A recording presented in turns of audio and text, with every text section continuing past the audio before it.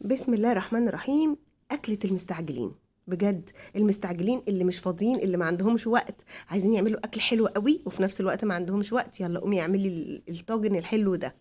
طاجن بطاطس بالسجق، عملناها قبل كده مع بعض بس الطريقة دي أحلى، وكل ما نلاقي طريقة أحلى نجربها مع بعض ونقول رأينا. طاجن حلو قوي. تقدري بقى تقدمي السجق بالبطاطس ده مع رز أبيض، وكمان تقدري تاكليه بالعيش طعمه خطير يا جماعة. وأنا عملته بقى، حبيت النهاردة أعمله مع رز أبيض.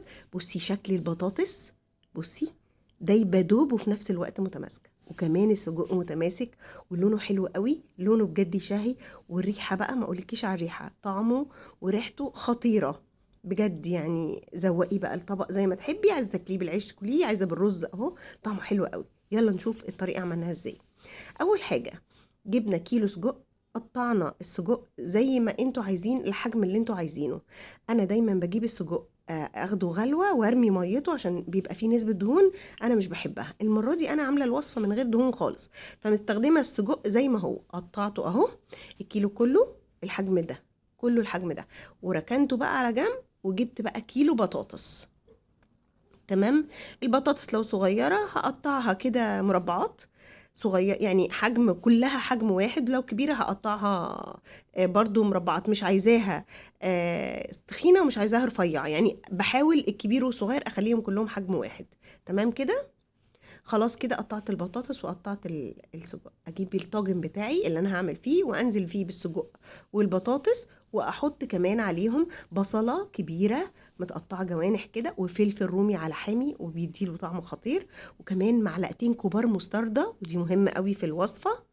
تمام، عشان بتدي طعم خطير. ومعلقة توم مفروم، ومعلقة صويا صوص كبيرة، وكمان رشة ملح ورشة فلفل اسود، ورشة كزبرة خضراء، كزبرة ناشفة، ومعلقة كاري.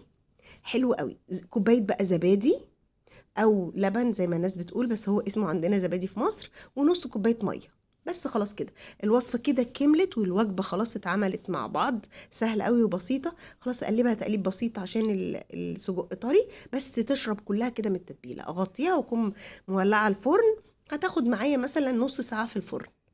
بس دخلتها الفرن وطلعتها طبعا قبل ما اخرجها من الفرن، شلت الفويل من عليها وسبتها تتحمر شويه كده. بصي شكلها رائع، يعني سبتها شويه كده تاخد اللون ده.